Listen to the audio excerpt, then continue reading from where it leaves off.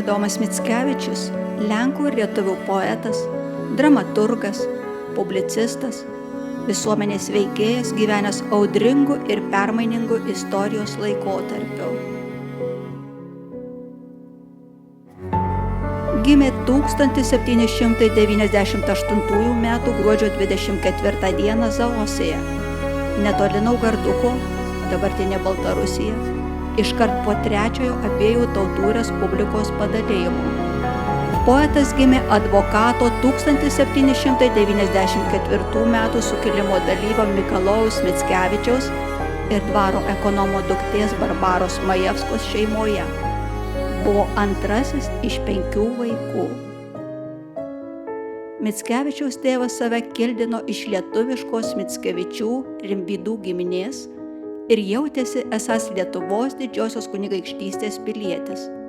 Tai reiškė, kad poeto šeima buvo tvirti Lenkijos ir Lietuvos unijos šalininkai.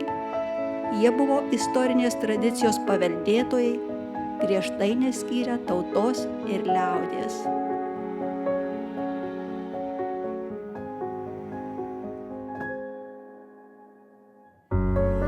Šeima priklausė smulkiųjų bajorų, šlėktų luomui ir buvo neturtinga.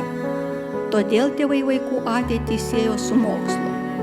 Jaunasis Adomas buvo išsiųstas mokytis į Naugarduko dominikonų mokyklą, kur atsiskleidė jo talentas literatūrai. Vėliau jis įstojo į Vilniaus universitetą, kuriame gilinosi į literatūrą, kalbas, istoriją ir filosofiją.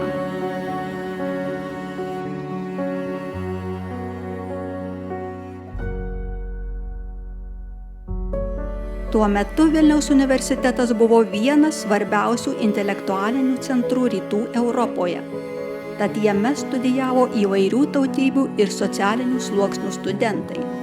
Didžiąją dalį sudarė lenkų ir lietuvių kilmės bajorai. Tai buvo vieta, kur formavosi jaunųjų intelektualų ir patriotų idėjos. Būtent universitete Mickevičius susidūrė su romantizmo idėjomis, kurios suformavo jo kūrybos pagrindus. 1817 metais, studijuodamas Vilniaus universitete, Mickevičius tapo Filomatų draugijos nariu, slaptos studentų organizacijos, skatinančios visuomenės švietimą, kurį filomatai suprato kaip politinės kovos priemonę siekiant atkurti abiejų tautų respubliką. Šis dalyvavimas užslaptintoje veikloje vėliau turėjo lemiamos įtakos jo gyvenimui.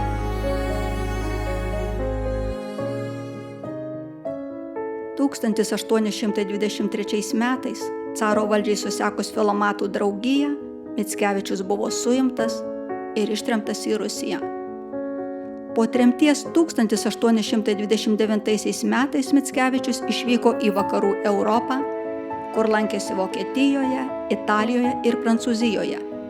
Šioje kelionėje jis susipažino su to meto Europos kultūros ir literatūros tendencijomis.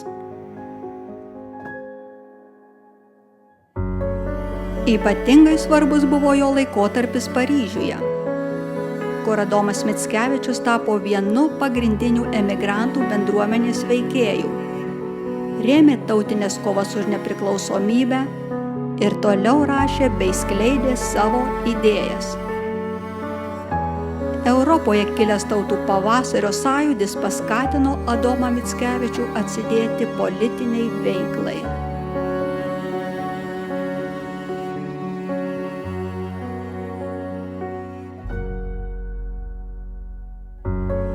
Mickevičius mirė 1855 m. lapkričio 26 d. Konstantinopolyje, kuris dirbo Prancūzijos vyriausybės misijoje. Jo mirtis iki šiol išlieka paslaptinga. Po mirties jo kūnas buvo pervežtas į Paryžių, o 1890 metais perlaidotas Krokuvos Vavelyje, šalia kitų lenkų didvyrių.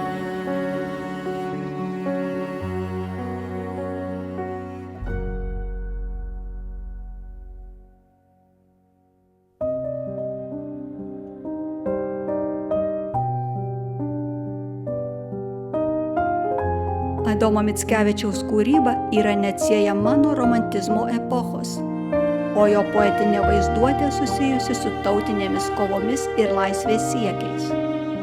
Jo kūriniai yra pripažįstami viena svarbiausių Lenkijos ir Lietuvos literatūros paveldo dalimi. Vienas svarbiausių Mickevičiaus kūrinių yra epinė poema Ponas Tadas arba Paskutinis antpuolis Lietuvoje, bajorų nuotykiai iš 1811 ir 1812 metų 12 eiliuotų knygų, parašytas 1834 metais Paryžiuje.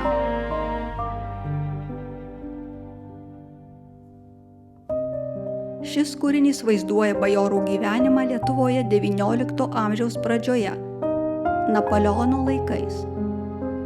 Poemoje puikiai atsispindi Mickevičiaus nostalgija gimtajam kraštui, tautinis idealizmas ir romantinės meilės vaizdiniai. Kūrinyje subtiliai perteikiama Lenkijos ir Lietuvos kultūros sintezė.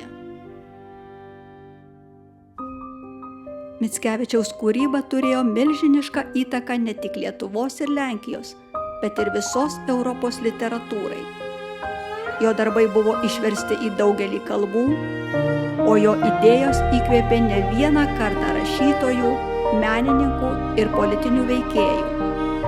Jo poezija tapo tautos laisvės simboliu, įkvėpimu kovoti už nepriklausomybę ir teisingumą.